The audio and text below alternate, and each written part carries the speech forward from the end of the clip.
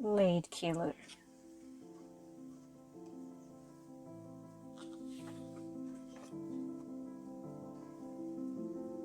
Assassinas em série. Tradução: Daniel Alves da Cruz e Marcos Santana. Para Charlie. Abre aspas. Esse ódio ao que é humano, mais ainda ao que é animal, mais ainda ao que é material. Esse horror aos sentidos, a razão mesma, o medo da felicidade e da beleza, o anseio de se afastar do que seja. Aparência, mudança, morte, devir, desejo, anseio, tudo isso significa. Ousemos compreendê-lo. Uma vontade de nada, uma aversão à vida, uma revolta contra os mais fundamentais pressupostos da vida, mas é e continua sendo uma vontade. Friedrich Nietzsche, Genealogia da Moral.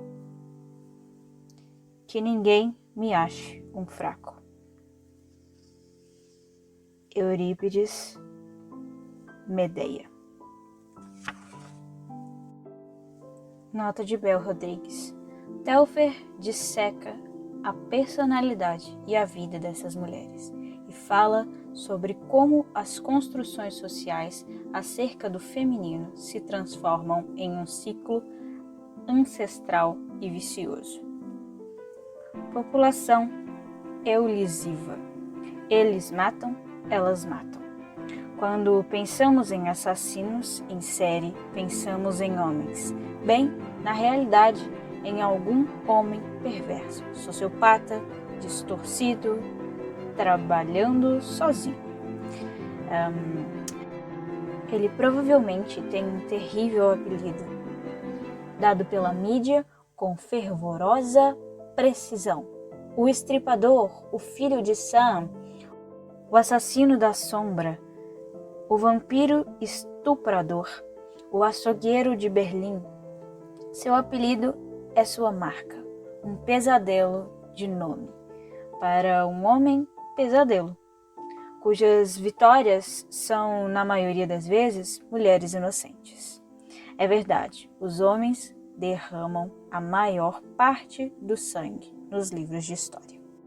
A maioria esmagadora dos assassinos em série, especificamente, é do sexo masculino. Durante os últimos anos, menos de 10% dos assassinos em série eram mulheres. Ou assim pensamos.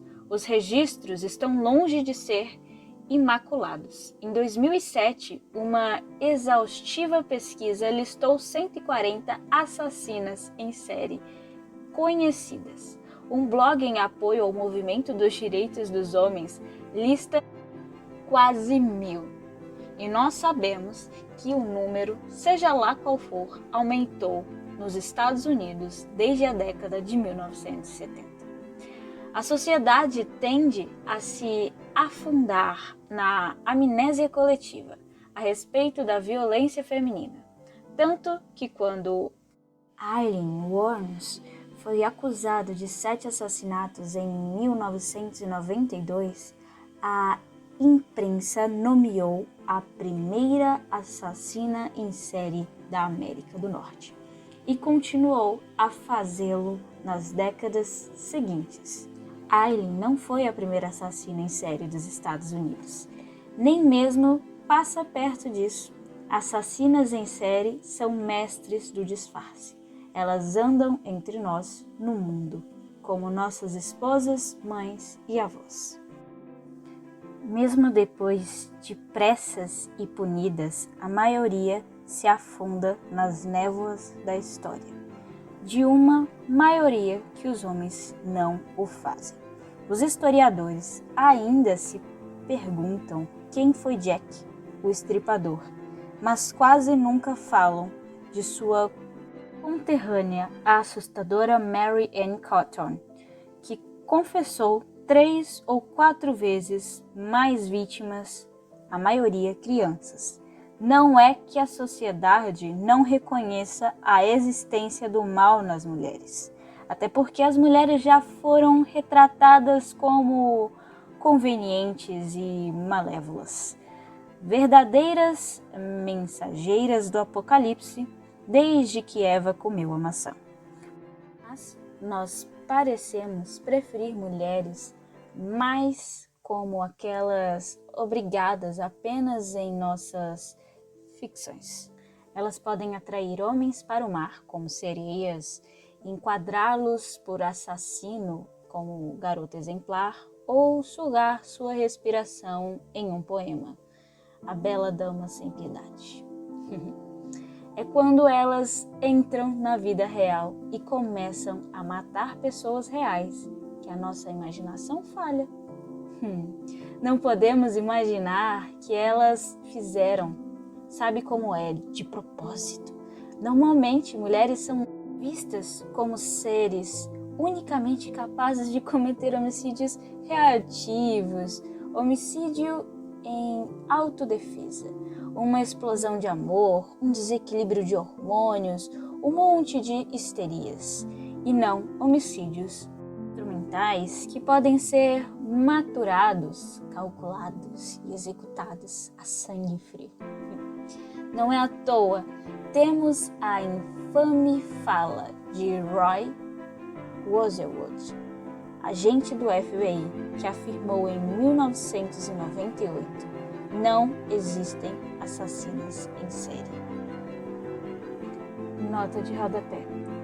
Caçador de mentes do FBI, Rosewood trabalhou na Unidade de Ciência Comportamental ao lado do John Douglas e Robert Hessler. Seu trabalho contribuiu para refinamento do perfil criminal e foi valioso para a compreensão moderna da mente dos assassinos em série. Nota do tradutor. De agora em diante, NT. O que acontece quando as pessoas são confrontadas com uma assassina em série? Quando as ideias de sexo frágil se quebram e fitamos os desconcertantes olhos de uma mulher com sangue seco sob as unhas. Provavelmente daríamos uma checada para ver se ela é ou não bonita. Um estudo de 2015 apresentou grandes dificuldades para determinar quais das 64 assassinas em série na lista tinham uma, entre aspas, atratividade acima da média, fecha aspas. Isso ajuda a suavizar seus crimes, uma colher de açúcar, enfim, outras coisas. Hoje, nós lembramos da assassina Elizabeth Báthory como uma vampira sexy, que se banhava no sangue de virgens, o que não é verdade, mas faz dela menos humana, mais mito. E por sua vez, nos dá uma desculpa para fazer perguntas desconfortáveis, como: se homens supostamente deveriam ser os agressores, por que mulheres como Elizabeth existem?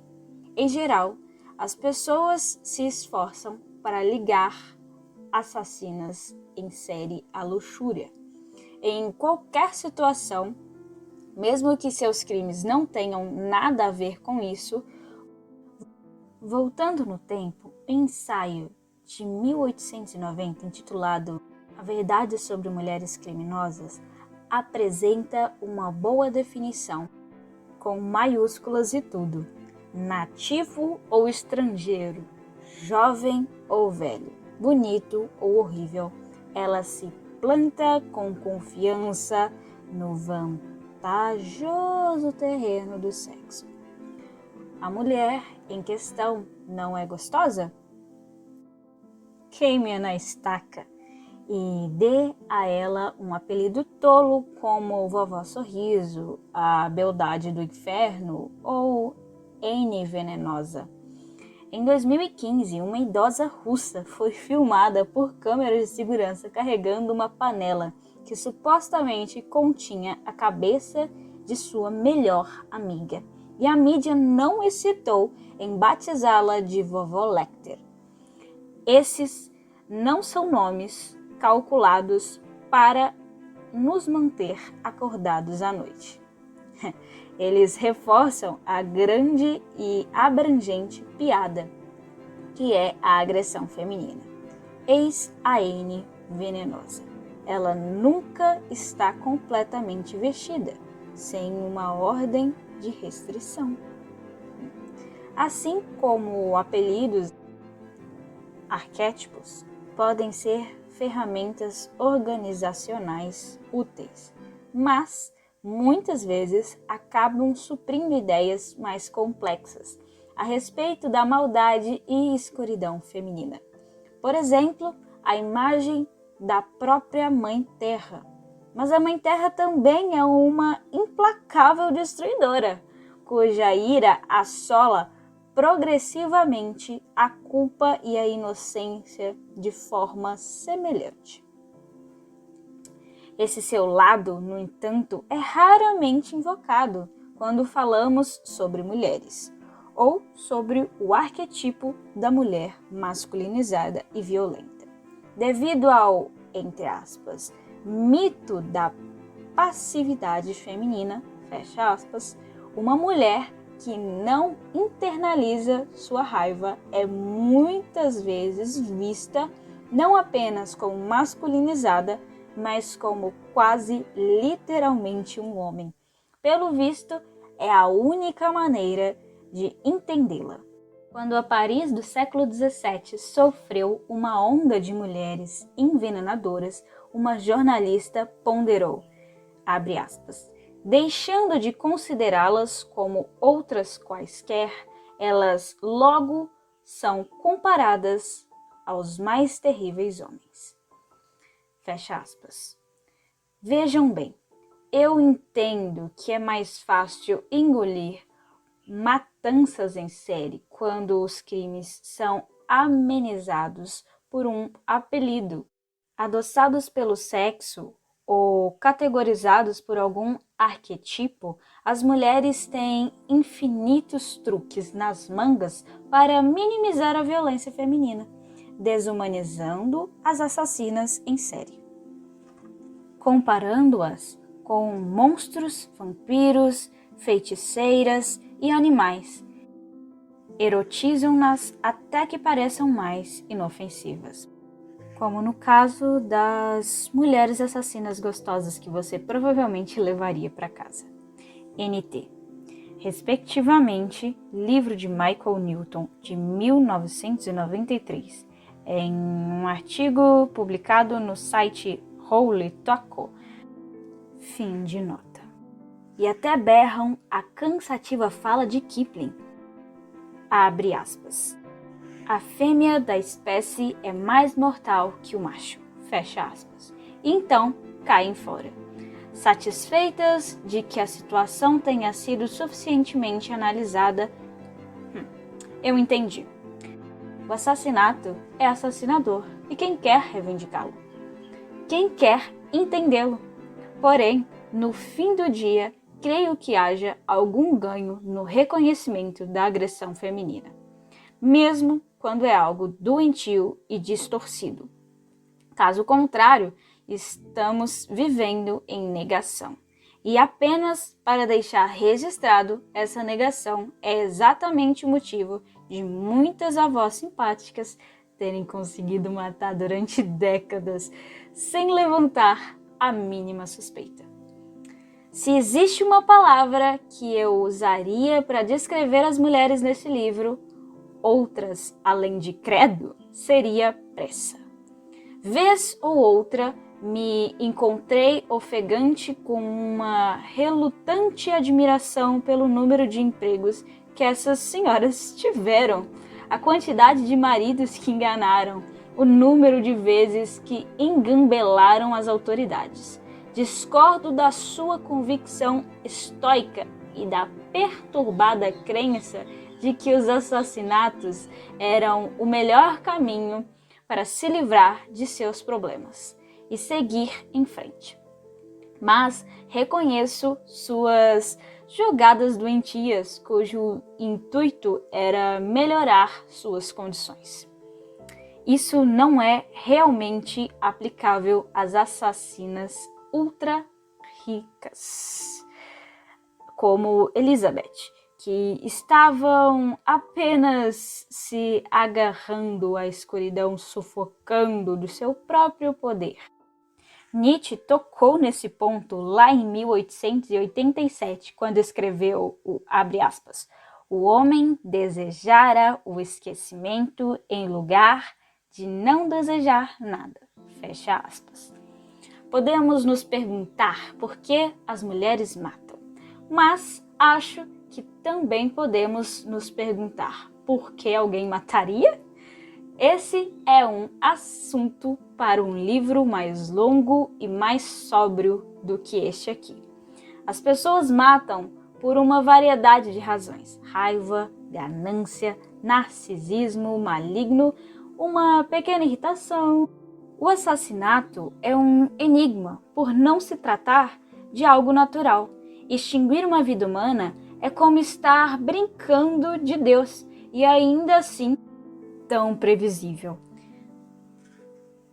Desde o início dos tempos, nós dormimos, comemos, fazemos sexo e matamos uns aos outros. Às vezes, nessa ordem, fêmeas de louva a Deus.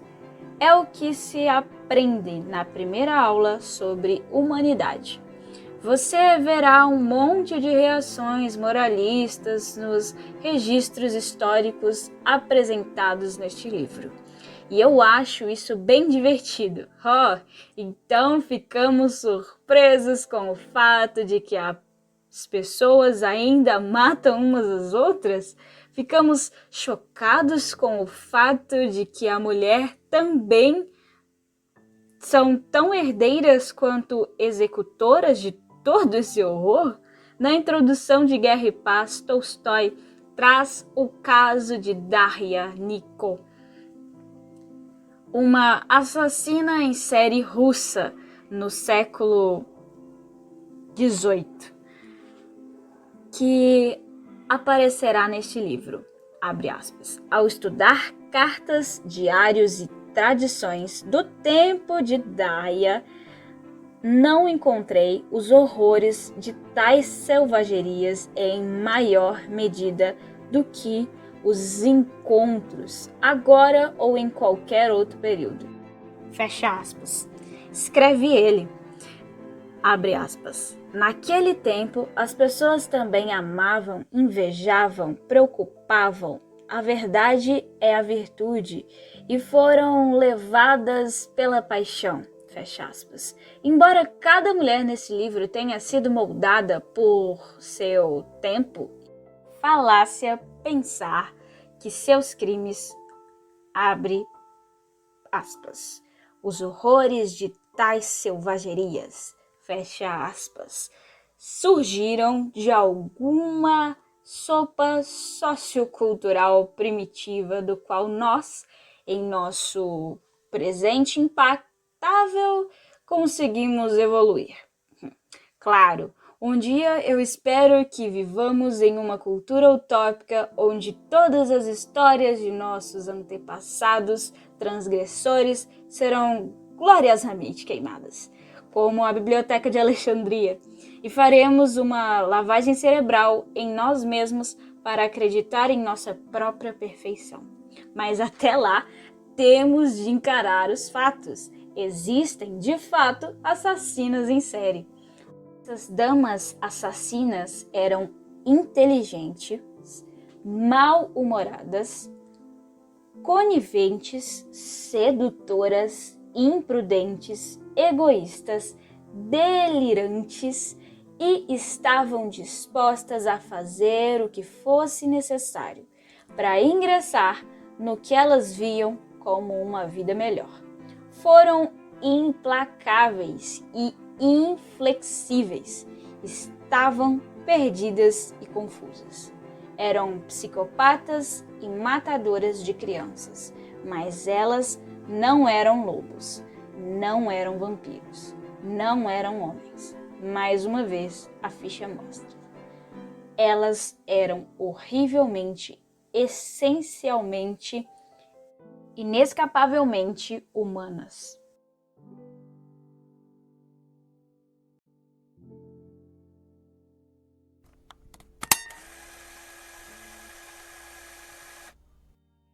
Findamos aqui a introdução do livro. Em breve, o próximo capítulo. Notifique-nos o seu desejo de livro gravado e gravaremos com o maior prazer.